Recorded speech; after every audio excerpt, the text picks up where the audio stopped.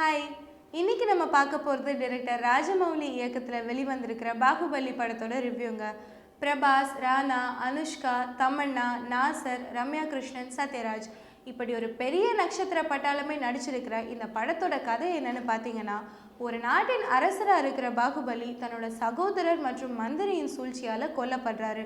இந்த நாட்டை மீண்டும் கைப்பற்றுவதற்காக பாகுபலியின் மகனான சிவா அந்த நாட்டு மக்களோட உதவியோட மன்னனை எதிர்த்து போராடுறாரு. கடைசியில் தன்னோட தந்தையின் நாட்டை தன் கைவசம் படுத்தினாரா இல்லையான்றது தான் இந்த படத்தோட கதை. படத்தில் ஹீரோவாக நடிச்சிருக்கிற பிரபாஸ் தந்தை மகன் 2 ரோல்லையுமே பர்ஃபெக்டாக ஃபிட் ஆயிருக்காரு. படத்தில் ரொமான்ஸ், ஆக்ஷன் ரெண்டுலேயுமே கலக்கி இருக்கிற பிரபாஸ் இந்த படத்துக்கு ஒரு பெரிய ப்ளஸ் பாயிண்ட்னே சொல்லலாம். படத்தில் ராணா நெகட்டிவ் ரோல் பண்ணியிருந்தாலும் ஒரு வில்லனுக்கு உண்டான அத்தனை குணாதிசயங்களோடையும் வந்து கலக்கியிருக்காரு. மேலும் இந்த படத்தில் தந்தை பிரபாஸ்க்கு ஜோடியாக அனுஷ்காவும் மகனுக்கு ஜோடியாக தமன்னாவும் நடிச்சிருக்காங்க. 2 பேருமே கொஞ்ச காட்சிகள்லேயே வந்திருந்தாலும் ரசிகர்கள் மனசில் நீங்காத இடம் பிடிச்சிருக்காங்க. இந்த படத்தின் மூலமாக அனுஷ்கா குயின் ஆஃப் டோலிவுட்ன்ற பட்டத்தை தக்க வச்சுக்கிட்டது மட்டும் இல்லாமல் சீனியர் ஆர்டிஸ்ட்க்கு தான் சலைச்சவங்க இல்லைன்றதையும் தன் நடிப்பின் மூலமாக வெளிப்படுத்தியிருக்காங்க. தமன்னா தன்னோட தோற்றம் மற்றும் நடிப்பின் மூலமாக இளைஞர்கள் மனசை கொள்ளையடிச்சிருக்காங்க. இந்த படத்தில் நாசர் பின்கலத்தேவன்ற கேரக்டரில் வராரு. இந்த கேரக்டர் ரொம்ப நெகட்டிவ் ரோலாக இருந்தாலும் அந்த கேரக்டருக்கே உண்டான வஞ்சகம், சூழ்ச்சின்ற எல்லா விஷயத்தையும் கலந்து அழகாக நடிச்சிருக்காரு. மேலும் இந்த படத்தில் நடித்த சுதீப், டைரக்டர் ராஜமௌலி, ரோஹிணி இப்படி எல்லாருமே கதைக்கு ஏற்ற மாதிரி கேரக்டரில் கச்சிதமாக பொருந்தி படத்தை பிரம்மாண்டமாக்கியிருக்காங்க. படத்தில் சத்யராஜ் முக்கியமான ரோல் பண்ணியிருக்காரு.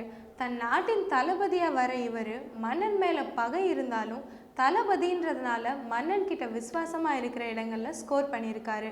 படத்தோட 2ஆம் பாகத்தில் சத்யராஜே காரணக்கர்த்தாவாக அமைஞ்சது மேலும் சிறப்பாக அமைஞ்சிருக்கு. இந்த படத்தோட டைரக்டர் ராஜமௌலி சாரை பற்றி சொல்லியே ஆகணுங்க.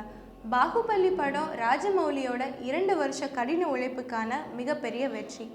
ஆர்டிஸ்ட் ஆகட்டும், இந்த படத்தின் டெக்னிக்கல் க்ரூ இப்படி எல்லாத்தையுமே ரொம்ப கரெக்டாக செலக்ட் பண்ண ராஜமௌலி சாருக்கு ஒரு பெரிய ஹேட்ஸ் ஆஃப். இந்த படத்தில் 80% விஎஃப்எக்ஸாக இருந்தாலும் ரொம்ப இயல்பாக படம் பார்க்குறவங்க பிரமிச்சு போகிற அளவுக்கு கொண்டு போயிருக்காரு இயக்குனர் ராஜமௌலி. அந்த காலகட்டத்தை நம்ம கண்ணு முன்னாடி அப்படியே கொண்டு வந்து அழகாக நிறுத்தியிருக்கிற art director, national award winner Sabu Cyril வந்துட்டு தாங்க இந்த படத்தில் நமக்கு தெரியாத ரியல் ஹீரோ. இசையமைப்பாளர் கீரவாணி மற்றும் மதன் கார்கி கூட்டணியில் படத்தின் பாடல்கள் ரொம்ப அழகாகவே வந்திருக்கு. ஏற்கனவே சொன்ன மாதிரி பல பிரபலங்களை வச்சு நடிக்க வச்சது, உலகத்திலேயே மிகப்பெரிய போஸ்டரை வெளியிட்டது, இப்படி பல விஷயங்களை செஞ்ச தயாரிப்பு நிறுவனத்திற்கு படத்தின் வெற்றியில் மிகப்பெரிய பங்கு இருக்குது.